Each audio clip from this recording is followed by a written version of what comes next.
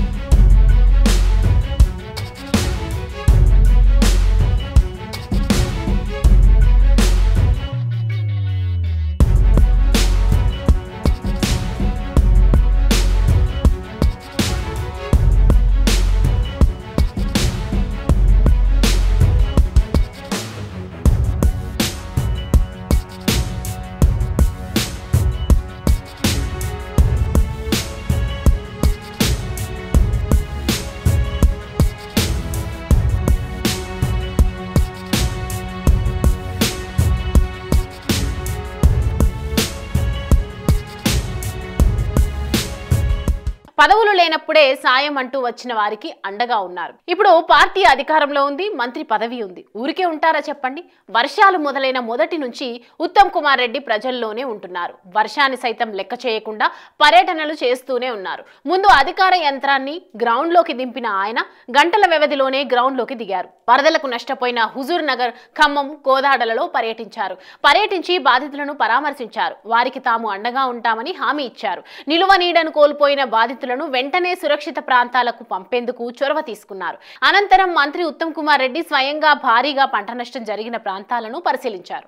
రైతులతో మాట్లాడారు. ప్రభుత్వం తరపున నష్టపరిహారం సత్వరమే అందేలా చూస్తామని హామీ ఇవ్వడమే కాదు, బాధితుల వివరాలను సైతం తీసుకున్నారు. అలాగే వీధి తిరుగుతూ ఇండ్లు కోల్పోయిన బాధితులను కూడా పరామర్శించారు. నిత్యావసరాలు అందుతున్నాయా లేదా అని కనుక్కున్నారు. త్వరలోనే ఇందిరమ్మ ఇండ్ల పథకం ద్వారా బాధితులకు ఇండ్లు కట్టించి ఇస్తామని మంత్రి ఉత్తమ్ కుమార్ రెడ్డి హామీ ఇచ్చారు.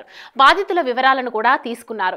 అనంతరం బాధితుల లిస్టును ప్రభుత్వానికి పంపించిన ఉత్తమ్ కుమార్ అనంతరం ప్రమాదకర లోతట్టు ప్రాంతాలను కూడా గుర్తించారు. భవిష్యత్తులో ఇలాంటి వరదలకు అక్కడ నివసించే ప్రజలు గురి కాకుండా ఉండేందుకు, వారికి తరలించేందుకు త్వరలోనే ఏర్పాట్లు చేస్తామని కూడా ఉత్తమ్ కుమార్ చెప్పారు. ఇలా ఓవైపు వర్షాన్ని లెక్క చేయకుండా వరద ప్రభావిత ప్రాంతాలను పరిశీలిస్తూనే ఎప్పటికప్పుడు నివేదికను ప్రభుత్వానికి పంపిస్తున్నారు.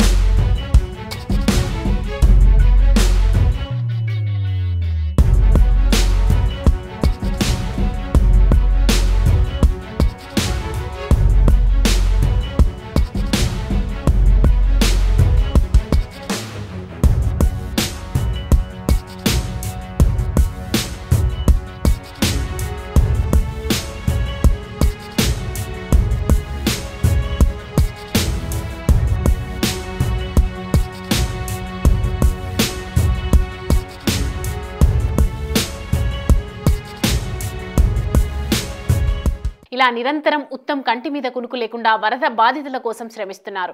ఉత్తమ్ కుమార్ రెడ్డి ప్రజల కోసం ఆరాట పడుతున్న తీరుతో విమర్శకులు ప్రశంసలు కూడా అందుకుంటున్నారు. ఉత్తమ్ కుమార్ రెడ్డి నిజంగానే ఒక విజన్ తో పాటు లెజెండరీ లీడర్ అని మరోసారి రుజువైంది.